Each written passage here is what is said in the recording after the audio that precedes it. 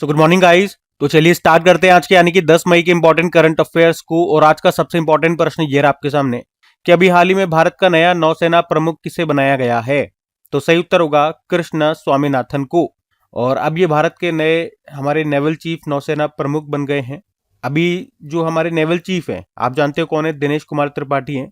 और अभी 31 मई को उनका जो कार्यकाल है वो समाप्त हो रहा है और उसके बाद ये पद संभाल लेंगे। कृष्ण स्वामीनाथन इनका नाम है। बता दूं आपको, अभी ये जो कृष्ण स्वामीनाथन है ये मुंबई में पश्चिमी नौसेना कमान के प्रमुख हैं और अब ये हमारे नए नेवल चीफ बन जाएंगे। ठीक है, तो इनका नाम आपको जरूर याद रखना है। इसी तरह से हमारी तीनों सेनाओं के प्रमुखों के नाम में एक बार आपको रिवाइज करा दूं। जैसे हमारे जो आर्मी चीफ हैं उपेंद्र द्विवेदी हैं। नेवल चीफ मैंने आपको बता ही दिया, अभी तक जो है वो दिनेश कुमार त्रिपाठी हैं। इस महीने के एंड में हट जाएंगे और बन जाएंगे कृष्ण स्वामीनाथन। और जो एयर चीफ मार्शल है वो कौन है, अमरप्रीत सिंह है। बाकी वाइस चीफों के नाम भी देख लो, ये भी अभी सभी नए बने थे। जैसे इंडियन आर्मी के वाइस चीफ कौन है, धीरज सेठ है। और इंडियन नेवी के वाइस चीफ याद रखना संजय वत्सायन। और इंडियन एयर फोर्स के वाइस चीफ अभी नए बने थे, नागेश कपूर इनका नाम है। अच्छा, आर्मी डे, तीनों सेनाओं के दिवस भी याद रखना। आर्मी डे 15 जनवरी, नेवल डे नौसेना दिवस 4 दिसंबर और एयर फोर्स डे ये 8 अक्टूबर को मनाते हैं। ठीक है, तो ये तीनों ध्यान में रखना। अगला प्रश्न देखते हैं। बाकी अपॉइंटमेंट है, वैसे तो अपॉइंटमेंट में आपको जब भी प्रश्न आता है रिवाइज कराता हूँ, लेकिन एक और अपॉइंटमेंट इंपॉर्टेंट हम आगे देखेंगे, वहां पे मैं आपको रिवाइज कराऊंगा। ठीक है, तो अभी अगला देखते हैं। फिर अगले में पूछ रहे हैं अभी हाल ही में किस आईआईटी ने अमेरिका में डीप टेक स्टार्टअप्स को बढ़ावा देने के लिए अपना पहला अंतरराष्ट्रीय सेंटर लॉन्च किया। तो आंसर होगा आईआईटी मद्रास। तो याद रखना आईआईटी मद्रास ने अमेरिका में अपना पहला ग्लोबल सेंटर खोला है। ये सेंटर अमेरिका में मेनलो पार्क में बनाया गया है। और ये जो मेनलो पार्क स्थान है ये जो वहाँ पे सिलिकॉन वैली उसी के पास में है। सिलिकॉन वैली आप जानते हो दुनिया की बड़ी टेक कंपनियों और स्टार्टअप्स के लिए इसको जाना जाता है। जैसे आप जानते हो ना, भारत का सिलिकॉन वैली किसे कहते हैं, जैसे बंगलुरु को कहते हैं। अच्छा, इस सेंटर को बनाने में कितना खर्चा आएगा, $7.5 मिलियन खर्च होंगे। तो ये सेंटर भारतीय स्टार्टअप्स और वैज्ञानिकों को विदेशों में अपनी नई तकनीक और आइडिया पहुंचाने में मदद करेगा।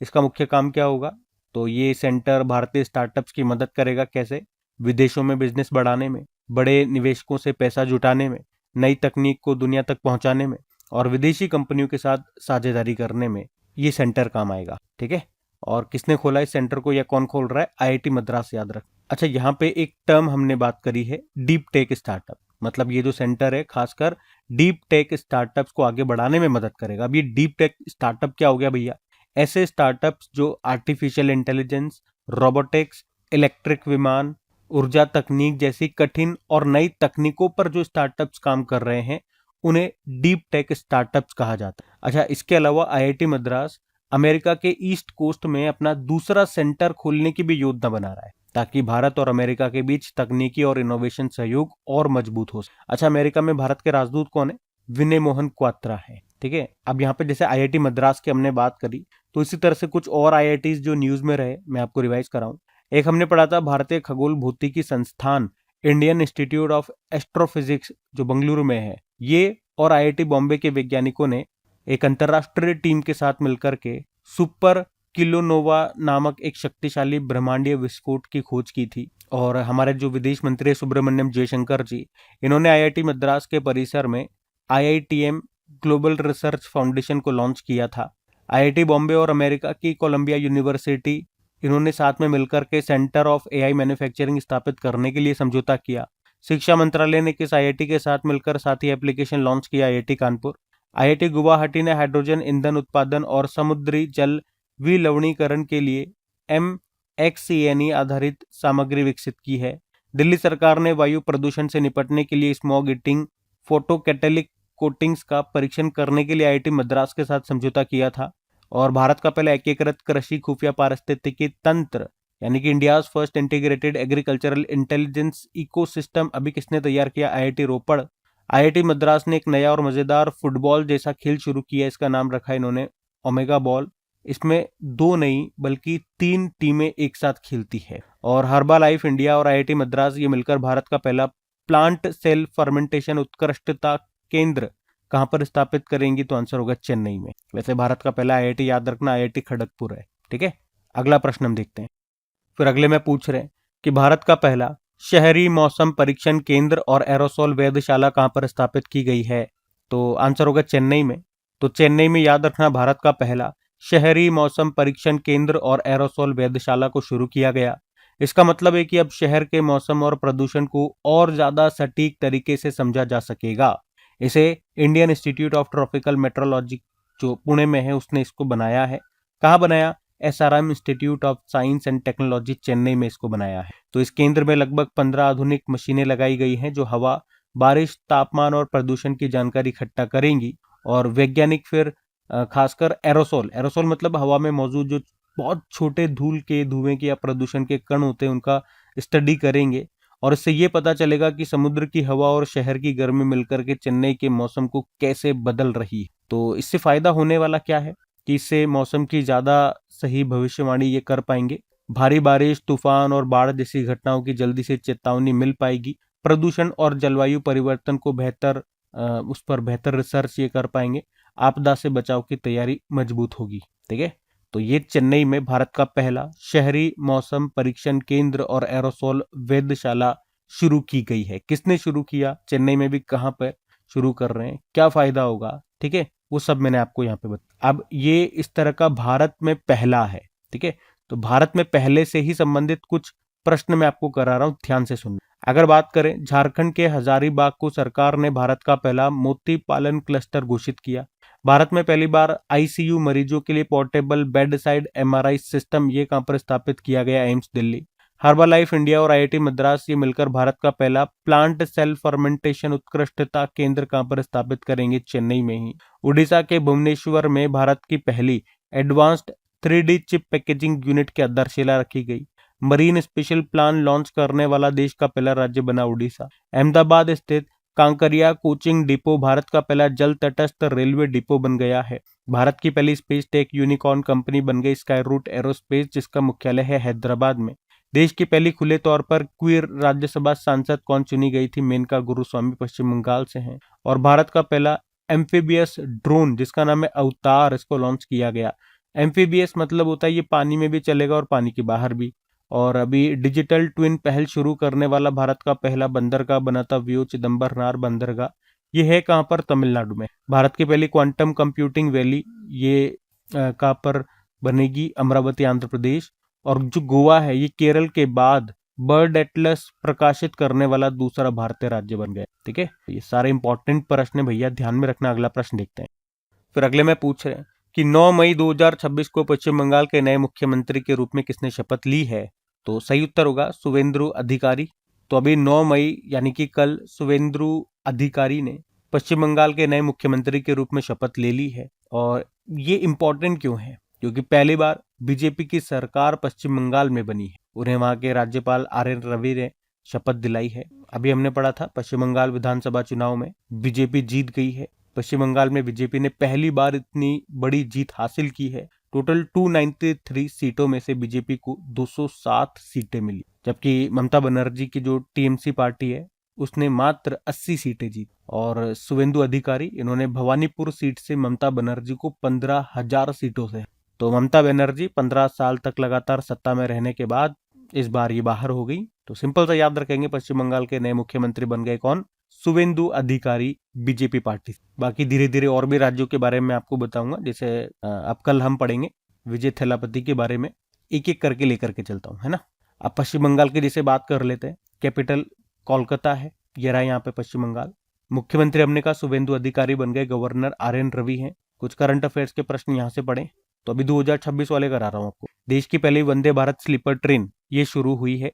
असम के गुवाहाटी से हावड़ा पश्चिम बंगाल के बीच में। पूर्व रेल मंत्री मुकुल रॉय का निधन हो गया, पश्चिम बंगाल से थे। और 2026 में कोलकाता में साउथ एशियन आर्चरी चैंपियनशिप होगी, याद रखना। देश की पहली खुले तौर पर क्वीर राज्यसभा सांसद चुनी गई मेनका गुरुस्वामी पश्चिम बंगाल से हैं। अभी सरस्वती सम्मान 2025 किसको मिला था? राम कुमार मुखोपाध्याय को, बांग्ला लेखक हैं। उनकी कृति हरा पार्वती कथा के लिए, जो कि एक बांग्ला उपन्यास है। उसके अलावा भी पश्चिम बंगाल में पोइला बैशाख उत्सव मनाया गया था। और state of India's bats 2024-25 report आई थी, जिसके अनुसार सबसे ज्यादा चमगादड़ की प्रजातियां पश्चिम बंगाल में ही हैं। हिमाद्री स्पेशलिटी केमिकल नामक कंपनी ने भारत का पहला एनोड मटेरियल प्लांट ये कहां पर शुरू किया गया? इन्होंने शुरू किया इसको पश्चिम बंगाल में ही। ये एनोड मटेरियल क्या होता है, ये बैटरी जो होती है उसका एक बहुत इंपॉर्टेंट हिस्सा होता है। और अभी जो 95th नंबर के ग्रैंड मास्टर बने थे, नाम है इनका अरियोनिया घोष, ये कोलकाता से, ये पश्चिम बंगाल, ठीक है। इस कारण से पश्चिम बंगाल अभी न्यूज में बना हुआ है, ध्यान में रखना। अगला प्रश्न देखते हैं। फिर अगले में पूछ रहे हैं, हाल ही में भारत के अगले सीडीएस के रूप में किसे नियुक्त किया गया? तो आंसर होगा एनएस राजा सुब्रमणी को। इसको भी इंपॉर्टेंट प्रश्न मार्क करना, एग्जाम में पूछे जाने वाला प्रश्न है। तो अभी केंद्र सरकार ने लेफ्टिनेंट जनरल रिटायर्ड एनएस राजा सुब्रमणी को भारत का नया चीफ ऑफ डिफेंस स्टाफ नियुक्त किया है। वे 30 मई से इस पद को संभालेंगे और किन की जगह लेंगे? अनिल चौहान की जगह लेंगे। अभी हमारे जो दूसरे नंबर के चीफ ऑफ डिफेंस स्टाफ है वो कौन है? अनिल चौहान है। इनका कार्यकाल अभी समाप्त हो जाएगा और उसके बाद अब हमारे जो तीसरे नंबर के सीडीएस बन जाएंगे, नए सीडीएस बन जाएंगे, वो है एनएस राजा सुब्रमणी। सीडीएस के पद की अगर हम बात कर लें, यानी कि चीफ ऑफ डिफेंस स्टाफ, ये भारत की सेना का सबसे बड़ा सैन्य अधिकारी होता है, जो कि सरकार को रक्षा और सेना से जुड़ी सलाह देता है। तो इसका मुख्य काम क्या क्या है? थल सेना, नौसेना और वायुसेना के बीच तालमेल बढ़ाना, संयुक्त सैन्य अभियान मजबूत करना, सेना में सुधार और नई रणनीति बनाना, और देश की सुरक्षा पर सरकार को सलाह देना। आपको बता दूं, इससे पहले इनका नाम हमने पढ़ रखा है, एनएस राजा सुब्रमणी का। ये अभी तक हमारी सेना के उप प्रमुख वाइस चीफ हुआ करते थे। पिछले साल ही ये रिटायर्ड हुए थे वाइस चीफ के पद से। अच्छा, अगर मैं बात करूं कि हमारे पहले सीडीएस कौन थे, जनरल बिपिन रावत जी थे, जिनका हेलीकॉप्टर हादसे में निधन हो गया था। उसके बाद दूसरे बने थे अनिल चौहान, और एनएस राजा सुब्रमणी अब ये तीसरे नंबर के हमारे सीडीएस हों, ठीक है। अब यहाँ पे कुछ अपॉइंटमेंट्स मैं आपको रिवाइज कराऊंगा, सारे इंपॉर्टेंट अपॉइंटमेंट्स हैं, ध्यान से सुनना। अभी केंद्रीय फिल्म प्रमाणन board, central board of film certification, जो फिल्म को सर्टिफिकेट देती है, उसके अध्यक्ष बने थे शशि शेखर वेम्पाती। फिक्की के नए महासचिव सेक्रेटरी जनरल बने अनंत स्वरूप, और परमाणु ऊर्जा आयोग के अध्यक्ष डॉक्टर अजीत कुमार मोहंती, मतलब इनका कार्यकाल बढ़ा दिया गया, 2027 तक बने रहेंगे। आरबीआई के नए डेप्यूटी गवर्नर बने रोहित जैन। नेस्कॉम के नए अध्यक्ष श्रीकांत वेलमाकन्नी। बैंक ऑफ इंडिया के एमडी सीईओ रजनीश कर्नाटक, इनका भी कार्यकाल बढ़ा है। और इसी तरह से बैंक ऑफ बड़ौदा के एमडी सीईओ देवदत्त चंद का भी कार्यकाल बढ़ा है। ये सरकारी बैंक है, इसलिए हम पढ़ रहे हैं इसको। नीति आयोग के नए उपाध्यक्ष अशोक लाहिड़ी। प्रसार भारती के नए अध्यक्ष Prasoon Joshi. Power finance corporation में नए निदेशक डायरेक्टर बने राजेश कुमार अग्रवाल। एप्पल के नए सीईओ जॉन टर्नस। रक्षा लेखा महानियंत्रक अनुग्रह नारायण दास। हिंदुस्तान एरोनॉटिकल लिमिटेड के सीएमडी रवि के, और राज्यसभा के डिप्टी चेयरमैन के पद पर तीसरी बार नियुक्त होने वाले पहले सांसद बने हरिवंश नारायण सिंह, इनका नाम है, ठीक है। तो इंपॉर्टेंट है, ध्यान में रखना। अगला प्रश्न देखते हैं। फिर अगले में पूछ रहे हैं, अभी हाल ही में अमेरिका में हुए Texas innovation conference and award 2026 में किसे यूनिवर्सिटी इनोवेटर अवार्ड से सम्मानित किया गया? तो आंसर होगा डॉक्टर शेखर सुमन बोरा। तो डॉक्टर शेखर सुमन बोरा को अमेरिका में हुए Texas innovation conference and award 2026 में यूनिवर्सिटी इनोवेटर अवार्ड मिला है। ये पुरस्कार उन वैज्ञानिकों को दिया जाता है जो नई तकनीक बनाकर समाज की मदद करते हैं। तो डॉक्टर बोरा अभी टेक्सास यूनिवर्सिटी में रिसर्च साइंटिस्ट हैं। इससे पहले वो भाभा परमाणु अनुसंधान केंद्र में भी काम कर चुके हैं। वे खास तौर पर एक ऐसी एआई तकनीक बना रहे हैं जिससे किसानों को खेती में मदद मिल सके। अच्छा, वो कहाँ से बिलोंग करते हैं? भारत में बात करें तो असम के तेजपुर के वो रहने वाले हैं, ठीक है। तो याद रखना, अभी उनको अमेरिका में Texas innovation conference and awards 2026 में यूनिवर्सिटी इनोवेटर अवार्ड दिया गया है। अवार्ड वाली बात है, कुछ इंपॉर्टेंट अवार्ड्स आपको चलो रिवाइज करवाएं।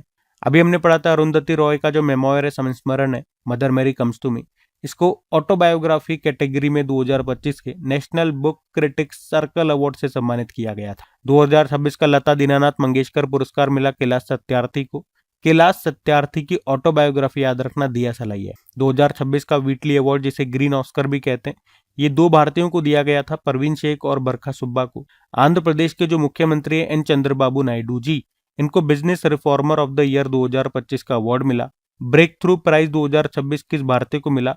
और को भी मिला है, लेकिन जो भारतीय हैं उनका नाम हमारे लिए इंपॉर्टेंट रहेगा, डॉक्टर अतानुनाथ, असम के हैं। और इस ब्रेक थ्रू प्राइज को ऑस्कर ऑफ साइंस भी कहते हैं। ब्रिटिश संसद में ग्लोबल ग्रीन आइकॉन पुरस्कार से सम्मानित किया गया जे संतोष कुमार को। UNESCO Guillermo Cano world press freedom prize 2026 दिया गया सुडानी पत्रकार सिंडिकेट को। पुलित्जर पुरस्कार 2026 2 भारतीयों को दिया गया था, आनंद आरके और सुपर्णा शर्मा को। डॉक्टर श्रीनिवास राव को हैदराबाद में साल 2024-25 के लिए प्रोफेसर MS स्वामीनाथन पुरस्कार से सम्मानित किया गया। मिस इंडिया 2026 अभी 61वां संस्करण हुआ था भुवनेश्वर में और इसको जीत लिया, यानी कि मिस इंडिया बन गई हैं। साध्वी सेल इनका नाम है, गोवा से बिलोंग करती हैं। एन नीलम यूसुफ जो केरल के साइंटिस्ट हैं, अभी world wide fund for nature की तरफ से नेशनल अवार्ड मिला था। और इसी तरह याद रखना, world wide fund for nature का जो मछली राष्ट्रीय पुरस्कार है 2026 अनिता चौधरी को दिया गया। ये राजस्थान के जो शेरगढ़ वन्यजीव अभ्यारण्य है वहाँ पे फॉरेस्ट गार्ड है। और सोमा मंडल के बारे में हमने पढ़ा। अभी कैम्ब्रिज डेडिकेटेड टीचर अवार्ड 2026 में दक्षिण एशिया की क्षेत्रीय विजेता इनको चुना गया था। ठीक है, तो ये सारे अवार्ड्स लेटेस्ट हैं, ध्यान में रखना। अगला प्रश्न देखते हैं। फिर अगले में पूछ रहे हैं, हाल ही में यूनेस्को ने किस राज्य सरकार के साथ बांस, बेंत और लकड़ी के बने पुलों, जिसे वो कहते हैं रूसोम, इसके इंजीनियरिंग तरीकों को डॉक्यूमेंट करने के लिए भी साझेदारी की है? तो आंसर होगा सिक्किम। ये भी अच्छा प्रश्न है। अभी यूनेस्को और सिक्किम सरकार मिलकर के खास तरह के पुराने पुलों का अध्ययन कर रहे हैं, जिन्हें रूसोम या बेंत के पुल कहा जाता है। ये पुल आपको कंचनजंगा बायोस्फीयर रिजर्व में मिलेंगे। इन्हें लेप्चा समुदाय के लोगों के द्वारा तैयार किया जाता है। ठीक है, ये पॉइंट जरूर ध्यान रखना। ये जो लेप्चा समुदाय के जो लोग हैं, ये जंगल में मिलने वाली चीजें जैसे कि बांस, बेंत या लकड़ी से इन पुलों को तैयार करते हैं। ये पुल बिना आधुनिक मशीनों के बनाए जाते हैं, हाथों से बनाए जाते हैं, लेकिन फिर भी बहुत ज्यादा मजबूत और टिकाऊ होते हैं। और इन्हें बनाने का जो ज्ञान है वो पीढ़ी दर पीढ़ी मौखिक रूप से दिया जाता है। अब यूनेस्को इन पुलों का अध्ययन क्यों कर रहा है? तो यूनेस्को भैया ये समझना चाहता है कि ये पुल इतने मजबूत कैसे हैं। मतलब कोई भी प्राकृतिक आपदा आ जाए, कुछ भी बाढ़ वगैरह आ गई, ये पुल फिर भी टिके रहते हैं। जो आधुनिक सीमेंट वगैरह लोहे से जो पुल बनाते हैं वो तक ढह जाते हैं, लेकिन ये टिके रहते हैं। तो इन्हीं की स्टडी कर रहा है यूनेस्को कि भैया क्या इन पारंपरिक तकनीक का उपयोग आज के समय में जलवायु परिवर्तन और आपदा प्रबंधन में भी किया जा सकता है। ठीक है, तो याद रखना इन पुलों के बारे में, स्टैटिक बन के भी प्रश्न आ सकता है। इसी तरह से जब इस पुल की बात हो रही है तो एक पुल आपको और याद आएगा, जिसे हम कहते हैं लिविंग रूट ब्रिज, जिसे स्थानीय भाषा में जिंग किएंग एरी या ल्यू चिराई कहा जाता है। ये मेघालय की प्रसिद्ध लिविंग रूट ब्रिज है। आपको याद होगा भारत ने इनको यूनेस्को विश्व धरोहर सूची के लिए नामांकित किया था। ये पुल रबड़ के पेड़ों की जड़ों से तैयार किए जाते हैं। ठीक है, तो एक वो भी पुल है और एक आज जो हमने पढ़ा वो भी पुल है, रूसोम इनको कहते हैं। ठीक है, तो ये जरूर याद रखना। यहाँ से करंट अफेयर्स नहीं बनेगा तो स्टैटिक बन जाएगा, कैसे भी प्रश्न आ जाएगा, लेकिन प्रश्न आएगा। यूनेस्को की पहले बात करें, यूनेस्को मतलब United Nation educational scientific and cultural organisation.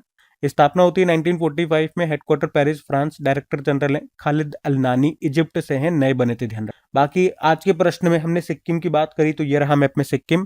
Capital Gangtok हो गई। मुख्यमंत्री हैं PS गोले या प्रेम सिंह तमांग। गवर्नर है ओम प्रकाश माथुर। कुछ प्रश्न देख ले यहाँ से। तो सिक्किम देश का पहला राज्य बन गया जिसने औपचारिक विश्राम अवकाश योजना शुरू की। नारी अदालत और आमा सशक्तिकरण योजना यहाँ शुरू हुई। अभी सिक्किम के 2 प्रोडक्ट हैं, या यूं कह दूं लेप्चा वाद्य यंत्र हैं, लेप्चा समुदाय इनको यूज करता है, जिनको GI टैग मिला था। एक है तुंगबुक 3 तार वाला वाद्य यंत्र है, और एक है पुंतोंग पलित बांस की बंसुरी है ये। और पाक्योंग हवाई अड्डा ये सिक्किम का एकमात्र और भारत का 100वां चालू हवाई अड्डा है, और अभी इसका नाम बदलकर त्रिलोचन पोखरेल हवाई अड्डा रखा गया। भारतीय आर्किड महोत्सव 2026 का आयोजन सिक्किम के पाक्योंग जिले में हुआ। उसके अलावा भारतीय सेना ने भी ऑपरेशन हिम सेतु नाम से एक बचाव अभियान चलाया था। कहां पर? सिक्किम में ही। अच्छा, देश की पहली पेपरलेस न्यायपालिका वाला राज्य भी कौन सा बना? सिक्किम बना है। ठीक है, तो ये सब बातों से सिक्किम ध्यान में रखना। अगला प्रश्न देखते हैं। फिर अगले में पूछ रहे हैं कि विश्व का पहला स्मार्ट आइलैंड मॉनिटरिंग सिस्टम कहां पर लॉन्च किया गया? तो आंसर होगा गेलापागोस द्वीप समूह में। तो गेलापागोस द्वीप समूह जो कि इक्वेडोर में है, तो इसी द्वीप समूह का एक द्वीप है फ्लोरियाना, और यहीं पर दुनिया की पहली स्मार्ट द्वीप निगरानी प्रणाली शुरू की गई है। ये एक स्मार्ट निगरानी प्रणाली है जो द्वीप पर रहने वाले जानवरों, पक्षियों और पौधों पर नजर रखेगी। एक्चुअली में अभी तक वैज्ञानिकों को जंगलों और पहाड़ों में जाकर खुद जानकारी इकट्ठा करनी पड़ती थी, इसमें बहुत समय और मेहनत लगती थी। तो अब AI वाले कैमरे, सेंसर अपने आप जानवरों की तस्वीरें लेंगे, उनकी आवाज और उनकी जो भी गतिविधियां होंगी उसको रिकॉर्ड करेंगे। तो इससे फायदा क्या होगा इससे वैज्ञानिकों का लगभग 98% जो मैनुअल काम है वो कम हो जाएगा, अब उनको खुद नहीं करना पड़ेगा। और दुर्लभ जीवों और प्रकृति की बेहतर सुरक्षा हो पाएगी और पर्यावरण में होने वाले बदलाव की तुरंत जानकारी मिल पाएगी। इसका मुख्य उद्देश्य है द्वीप की जैव विविधता, बायोडाइवर्सिटी और पर्यावरण की रक्षा करना। ठीक है, तो प्रश्न इंपॉर्टेंट रहेगा क्योंकि ये दुनिया की पहली स्मार्ट द्वीप निगरानी प्रणाली शुरू की गई है। कहाँ पर, मैंने आपको बताया, गेलापागोस द्वीप समूह का जो फ्लोरियाना द्वीप है वहां पर, और यह कहाँ पर, इक्वाडोर में है। ठीक है, तो ये ध्यान में रखना। अगला प्रश्न देखते हैं। फिर देखो अगले में क्या पूछ रहे हैं कि अभी हाल ही में किस राज्य ने कंप्रेस्ड बायोगैस पॉलिसी 2026 को मंजूरी दे दी है? तो आंसर होगा महाराष्ट्र ने। तो अभी महाराष्ट्र सरकार ने अभी एक नई कंप्रेस्ड बायोगैस पॉलिसी 2026 को मंजूरी दे दी है। इसका उद्देश्य है कचरे और फसल के अवशेषों से गैस बनाकर ऊर्जा तैयार करना। तो कंप्रेस्ड बायोगैस क्या है? ये एक साफ और नवीकरणीय ईंधन है, रिन्यूएबल एनर्जी आप कह सकते हो। इसे गीले कचरे, गोबर, कृषि अवशेष और जैविक पदार्थों से बनाया जाता है और इस गैस का इस्तेमाल हम कई तरीके से कर सकते हैं। वाहनों में ईंधन के रूप में, फैक्ट्रियों में, बिजली उत्पादन में, हर जगह इसका उपयोग हो सकता है। अच्छा, महाराष्ट्र को इसकी जरूरत क्या पड़ी? एक्चुअली में महाराष्ट्र में बहुत ज्यादा कचरा निकलता है, ये तो हर राज्य की कहानी है। ये लाइन तो हम हर जगह जोड़ सकते हैं। यहाँ पे हर दिन बताया जा रहा है लगभग 24,500 मेट्रिक टन नगरीय कचरा निकलता है। हर साल 2 करोड़ मेट्रिक टन कृषि अवशेष निकलता है और अगर इनको ये जलाया जाएगा तो प्रदूषण बहुत ज्यादा होगा। तो अब इसी कचरे को जलाने की जगह ये ऊर्जा बनाने में इस्तेमाल करेंगे। तो इस पॉलिसी की मुख्य बातों की बात करें तो राज्य के हर जिले में इस तरह का ये कंप्रेस्ड बायोगैस प्लांट लगाएंगे। गीला और सूखा कचरा अलग करना होगा और हर प्लांट रोज कम से कम 200 टन जैविक कचरा प्रोसेस करेगा और सरकार और निजी कंपनियां मिलकर के पीपीपी मॉडल पर इस पर काम करेगी। और वैसे राज्य सरकार ने इस योजना के लिए, इस पॉलिसी के लिए 2026-27 में 500 करोड़ रुपए दिए हैं, मतलब इतना खर्चा आएगा। ठीक है, अब तो मैं आपको महाराष्ट्र लेकर के चलूंगा, लेकिन उससे पहले कुछ पॉलिसीज की हम बात कर लेते हैं। जैसे अभी ये कंप्रेस्ड बायोगैस पॉलिसी की हमने बात करी, जिसको महाराष्ट्र ने मंजूरी दे दी। अगर बात करते हैं पहली वाइन पर्यटन नीति, नीति मतलब पॉलिसी, इसको किसने लॉन्च किया? तो उत्तराखंड। किस राज्य ने भारत की पहली योग नीति शुरू की? उत्तराखंड। सेमीकंडक्टर पॉलिसी शुरू करने वाला पहला राज्य गुजरात। अंधापन नियंत्रण नीति लागू करने वाला पहला राज्य राजस्थान। जैव ईंधन नीति लागू करने वाला पहला राज्य राजस्थान। न्यू एजुकेशन पॉलिसी 2020 लागू करने वाला पहला राज्य कर्नाटक। इथेनॉल पॉलिसी रखने वाला पहला राज्य बिहार। ड्रग नीति को मंजूरी देने वाला पहला राज्य हिमाचल प्रदेश। और समान नागरिक संहिता को अपनाने वाला पहला राज्य उत्तराखंड। और अभी दूसरा कौन सा बन गया आप बताओ? और नो डिटेंशन पॉलिसी को शिक्षा मंत्रालय ने खत्म कर दिया। मतलब अब 5वीं और 8वीं कक्षा के एग्जाम में अगर कोई बच्चा फेल हो जाएगा तो भैया प्रमोट नहीं करेंगे, वापस से पढ़ो। और केंद्रीय कैबिनेट में नई राष्ट्रीय खेल नीति 2025 को मंजूरी दे दी है और इसने किसकी जगह ली? राष्ट्रीय खेल नीति 2001 की। डीप टेक स्टार्टअप नीति शुरू करने वाला पहला भारतीय राज्य तमिलनाडु। केंद्रीय गृह मंत्रालय के द्वारा जारी भारत की पहली व्यापक आतंकवाद रोधी नीति का नाम है प्रहार। भारत की पहली व्यापक ग्राफीन नीति को मंजूरी दी केरल ने। कॉम्प्रिहेंसिव अर्बन पॉलिसी का ड्राफ्ट तैयार करने और उसे मंजूरी देने वाला भारत का पहला राज्य बना कौन? केरल। और आज जो हम बात कर रहे हैं वो है कंप्रेस्ड बायोगैस पॉलिसी 2026, इसको मंजूरी दी महाराष्ट्र ने। तो ये रहा मैप में महाराष्ट्र। कैपिटल मुंबई हो गई है, मुख्यमंत्री देवेंद्र फडणवीस। और डेप्यूटी सीएम की बात करें तो 2 हैं, एकनाथ शिंदे और सुनेत्रा पवार। गवर्नर जिष्णु देव वर्मा। कुछ प्रश्न भी देख ही लो एक बार कि अभी भारत की पहली म्यूजिकल रोड का उद्घाटन किया गया था मुंबई के कोस्टल रोड पे। टाना नाना नाना नाना, याद आया? नाना नाना नाना डैनो, वही वाली चीज है। और पहले बिम्स्टेक युवा पेशेवर विनिमय कार्यक्रम 2026 का आयोजन हुआ भारत में भी कहा, महाराष्ट्र के मुंबई और पुणे में। महाराष्ट्र सरकार ने धर्म की स्वतंत्रता विधेयक 2026 पारित किया और गौ टेक 2026, जो कि एक प्रमुख गौ आधारित वैश्विक शिखर सम्मेलन और प्रदर्शनी है, इसका आयोजन हुआ था पुणे में। और महाराष्ट्र सरकार ने माझे गांव आरोग्य संपन्न गांव, यानी कि मेरा गांव स्वस्थ गांव नाम से एक अभियान शुरू किया था। मुंबई में भारत की पहली स्वचालित पॉड टैक्सी परियोजना का शिलान्यास भी किया गया और ये चलेगी कुर्ला से बांद्रा कुर्ला कॉम्प्लेक्स के बीच में pod taxi. Maintenance commanders conclave 2026 का आयोजन इंडियन एयरफोर्स ने किया था, कहाँ पर? नागपुर में। ठीक है, तो ये सब ध्यान में रखना। बाकी ये थी आज की हमारी करंट अफेयर्स की क्लास। कमेंट करके जरूर बताना सेशन आपको कैसा लगा। अच्छा लगे तो प्लीज इसे सपोर्ट जरूर कीजिएगा अपने दोस्तों के साथ में, स्टडी ग्रुप में शेयर जरूर करना, वीडियो को लाइक नहीं करा तो लाइक कर देना।